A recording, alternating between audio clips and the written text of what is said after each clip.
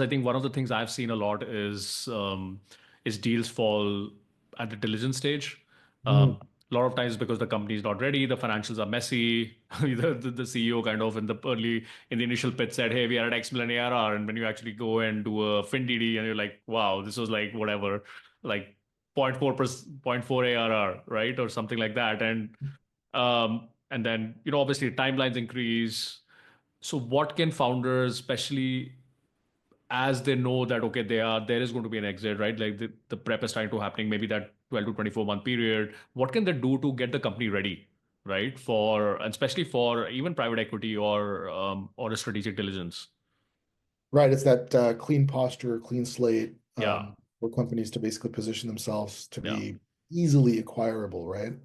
Um, I mean, it's kind of like a really important question, and it's probably one of the most boring answers, right? It's cross your T's, dot your I's, create a data room, create an acquisition checklist, make sure all of your documentations are there, make sure you don't have any outstanding, bills, make sure you didn't, mess your cap table or the governance is messy, or who truly owns the company. Like if I have to dig deep into something that should be so simple through the documentation that you're providing me, I don't just question the numbers, I start questioning the complete build out of this company, right?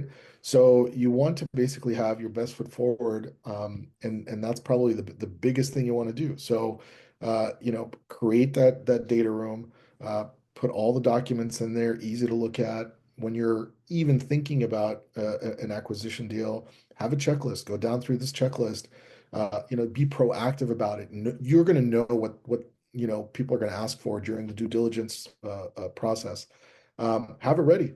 And the best position to be in is to be in a position where you have to give more documentations that you've provided, but what you've done is you've given enough to keep them at least involved in the process. Down to like, gosh, this is also like that, like SOC 2 compliance, right? Or, is your compliance, has it been clean? Have you been, targeted for red flags down all of that is important to say, to come back and say, oh, I didn't know I needed to put that in, put it all in, right? I mean, there's nothing you're going to hide that's not going to be found out in that process. It's just going to make you look bad down the line.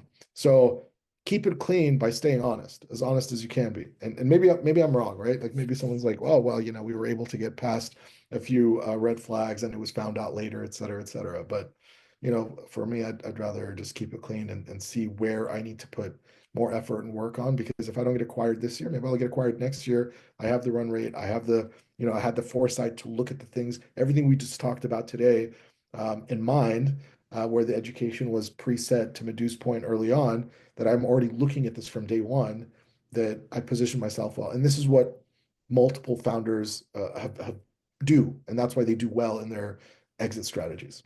Yeah, I mean, I see this so much even in the venture world, right? And a lot of times, founders are fundraising, they go out into the market with a deck, the deck is in great place, and then suddenly they start getting traction, and they start getting information requests, and then they spend the next 8 weeks putting that information request together, and then they speak to their CPA or their bookkeeper, and the revenue numbers are wrong. What they were calling Yeah, as whatever was actually recognized revenue was not recognized revenue. It was book revenue or contracted revenue, and definition of ARR changes, and the whole thing where they actually got momentum. I mean, the hardest thing is to get an investor or an acquirer to lean in into the opportunity. So once they lean in, you've done a lot of that hard work, right? I mean, that's like you're playing on the front foot.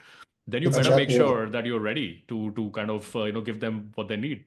Yeah, I mean, be proactive with your attorneys. Sit down, talk to your attorneys about the legality of everything that's happening within the company. Sit down with your CFO, look at all the numbers, make sure the numbers, are correct, that they look good. You do that in that process, and you'll know where you need to put more effort and energy in, and where you need to double down on attorney fees. I was going to say fiscal kind of discipline and financial education, they're both sort of under promoted in entrepreneurship.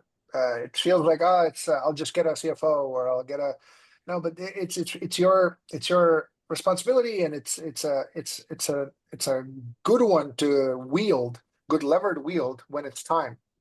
So as an entrepreneur, it pays to learn. One of my investors said to me when they gave me the term sheet a few years ago, they were recalling to ask me about what I thought about a clause.